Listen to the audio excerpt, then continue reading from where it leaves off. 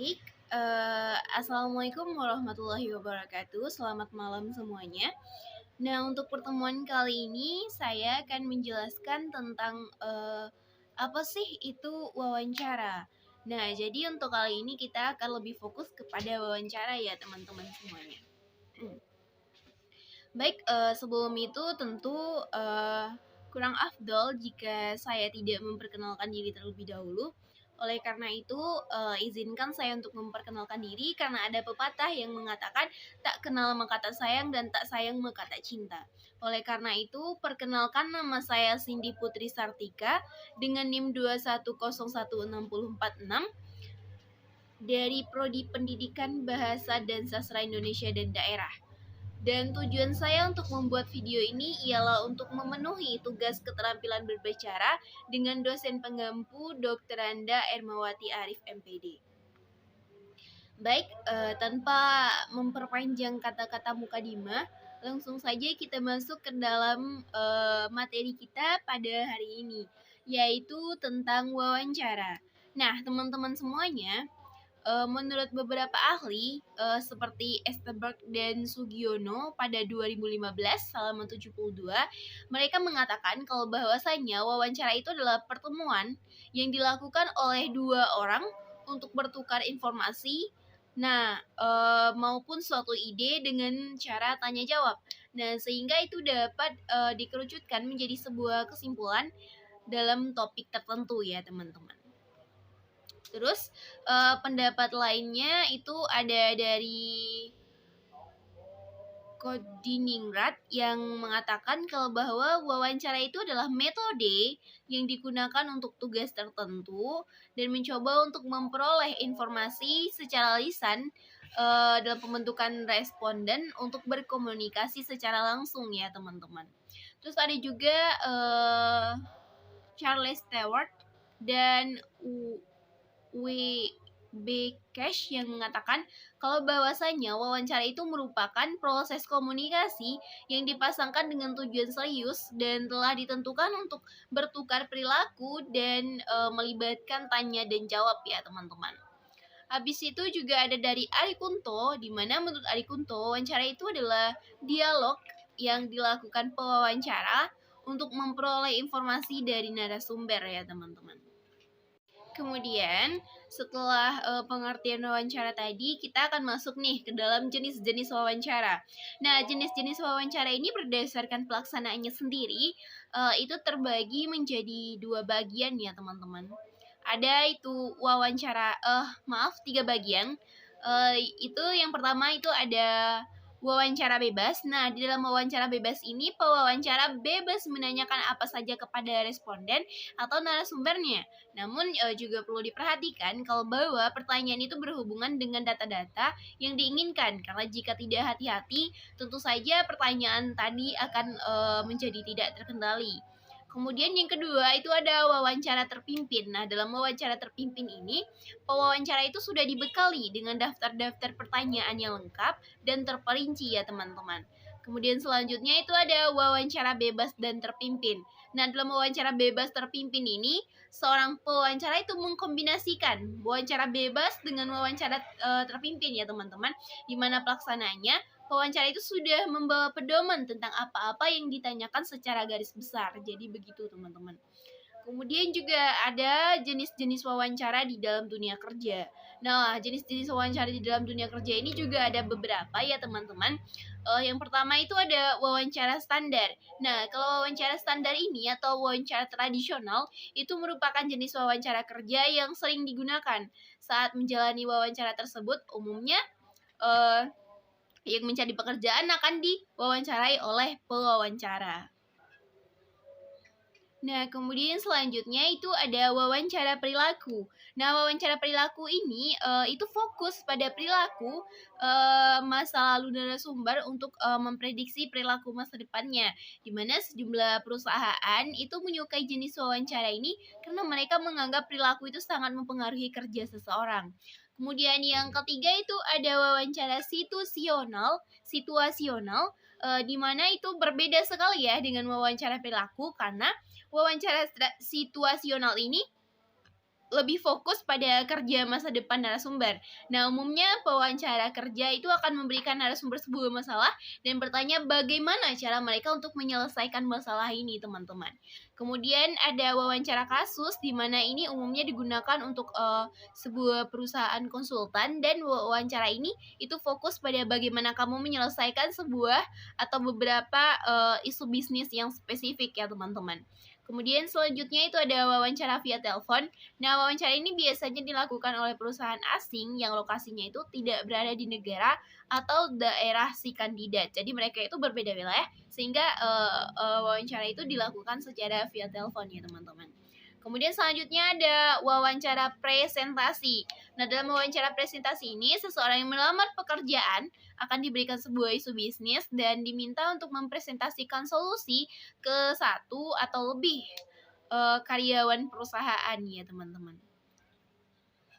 Kemudian yang terakhir itu ada wawancara panel, di mana wawancara panel ini biasanya dalam wawancara panel itu kamu akan diwawancara oleh 5 pewawancara, dan mereka akan menanyakan beragam jenis pertanyaan kepada kamu. Jadi begitu, teman-teman. Kemudian selanjutnya itu ada 8 jenis wawancara yang ada dalam dunia jurnalistik, baik itu dalam media cetak, online, ataupun media audio visual ya, teman-teman. Yang pertama itu ada wawancara dengan janji terlebih dahulu. Nah, kalau wawancara ini sering disebut interview by appointment.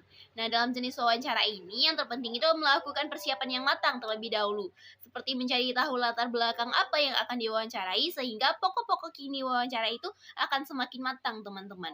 Kemudian yang kedua ada wawancara langsung, di mana wawancara langsung ini disiarkan secara langsung. Bagian-bagian terpentingnya itu dapat direkam dan digunakan sebagai ilustrasi audio yang aktual ya, teman-teman. Kemudian yang ketiga itu ada wawancara di tempat kejadian. Nah, wawancara di tempat kejadian ini itu sering juga kita sebut sebagai on the spot interview, di mana cara kerjanya itu dilakukan di saat peristiwa itu sedang terjadi, seperti peristiwa bencana alam ataupun peristiwa kecelakaan. Kemudian yang keempat itu ada jumpa pers. Nah, kalau jumpa pers ini sering pula disebut dengan wawancara jenis news comment. Nah, di mana wawancara ini tuh biasanya bersifat rombongan, di mana ada banyak sekali wartawan yang membicaraai satu narasumber atau lebih dengan durasi yang bersamaan. Kemudian selanjutnya ada wawancara melalui telepon. Nah, kalau jenis wawancara ini bukanlah jenis wawancara yang utama, namun wawancara melalui via telepon ini itu dikarenakan adanya situasi darurat, sehingga untuk mewawancara itu menggunakan via telepon ya, teman-teman.